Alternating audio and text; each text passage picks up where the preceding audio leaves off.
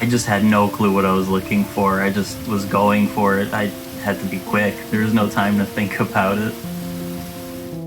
My friend called me and we knew that we had a storm coming in and there was a flood warning. She was a little bit concerned because she knew that there was a bunny burrow in her yard. Not even 10-15 minutes had passed by, the storm had started and it was already flooding. They're already it's just too late for them. There's too much water in that area. The water was already really high and all I could think was, I gotta get my things ready to go grab them. I still felt like there may be a chance. I wasn't thinking about anything. I wasn't scared. I wasn't anything but focused on where are these bunnies.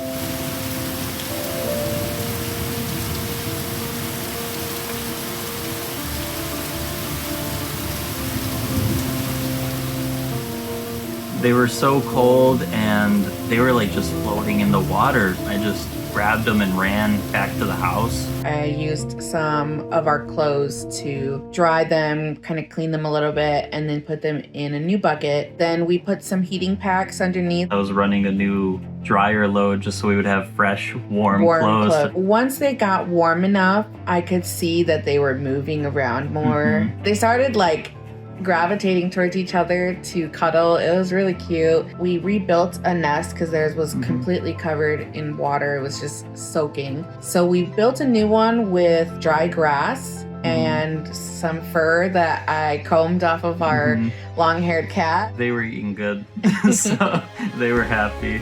They look plump. Yeah, look, they look kind of plump, right? They were big, full bellies.